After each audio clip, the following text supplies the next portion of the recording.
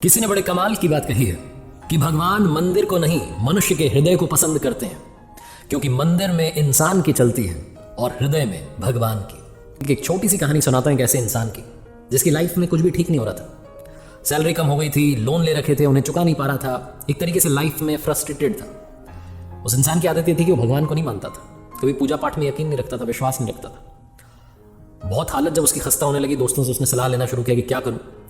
तो एक दोस्त ने कहा कि भाई बुरा मत मानना, तुम भगवान को नहीं मानते हो, लेकिन मेरी सलाह मानो और भगवान श्री कृष्ण की पूजा करना शुरू कर दो, तुम्हारी जिंदगी में चेंजेस आना शुरू होंगे, पॉजिटिविटी आएगी, सकारात्मकता आएगी। उस व्यक्ति ने तब तो उस बात को आनाकानी करके टाल दिया कि चलो हटाओ, मैं अपने हिसाब से देखूंगा। मुझे लगता था कि इंसान का कर्म ही इंसान को बनाता है, भगवान कुछ नहीं करते वो। लेकिन जब वो घर आया और घर आकर के विचार करने लगा, सोचने लगा अपनी लाइफ के बारे में, उसे लगा कि सब कुछ बुरा ही हो रहा है और पूजा करने में कौन सा घाटा है, करनी चाहिए। तो यही डिसाइड करके अगले दिन बाजार गया, भगवान श्री कृष्ण की एक मूर्ति, सुंदर सी मूर्ति खरीद के ले आया। घर में लाकर के विधिवत तरीके से उसने स्थापना की, पूजा पाठ करना शुरू किया। महीना बीत गया, 2 महीने, 3 महीने, 6 महीने, साल बीत गया। बहुत मन से वो प्रार्थना कर रहा था लेकिन बात नहीं बन पा रही थी। पूजा करता था, बात नहीं बनती थी, गुस्सा भी आता था उसे।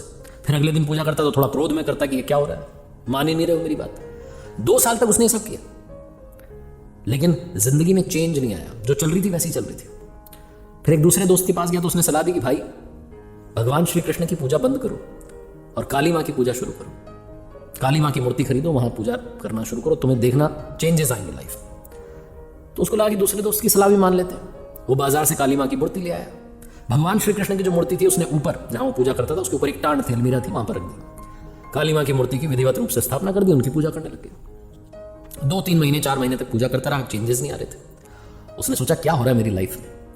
फिर एक दिन उसके मन में ख्याल आया कि ये जो मैं काली माँ को अगरबत्ती लगाता हूँ, धूप बत्ती लगाता हूँ, ये जो धुआं ऊपर जाता है, ये भगवान श्री कृष्ण भी तो सूंघते होंगे। एक काम करता हूँ, कपड़े से उनका मुंह बांध देता हूँ। तो उसने बच्चे को आवाज़ दी, कपड़ा मंगवाया, सीढ़ी मंगवाई, ऊपर चढ़ा, और जैसे ही भगवान श्री कृष्ण की मूर्ति का मुंह बांधने वाला था, भगवान ने उसका हाथ पकड़ लिया। आदमी डर गया, चौंक गया, कहने लगा भगवान आप प्रकट हो गए, 2 साल से पूजा कर रहा था, आप आए नहीं, आज अचानक कैसे? भगवान श्री कृष्ण ने कहा आज मैं अचानक इसलिए आया क्योंकि आज तुमने माना कि मैं हूं। अब तक तुम बस मूर्ति की पूजा कर रहे थे, आज तुम्हें लगा कि ऊपर भगवान बैठे हैं, वो ये धुआं जो है सूंघते होंगे, उन तक पहुंचता है, उन्हें दिक्कत होती होगी, तो इसलिए तुम मेरा मुंह बांधने वाले थे। तुम्हें जैसे ही विश्वास हुआ कि मैं हूं, वैसे ही मैंने दर्शन दे दिया। कहानी बहुत छोटी है, लेकिन ये मजेदार सी कहानी लाइफ में एक बड़ा मैसेज देती है। भाव बस्य भगवान। जब आपकी भावना, मन से जब आपके अंदर वो भाव आ जाते हैं कि मैं भगवान को मानता हूं, उनसे सब कुछ चाहता हूं, उन्हीं की आराधना करता हूं, प्रार्थना करता हूं, तो वो जरूर प्रकट होते हैं।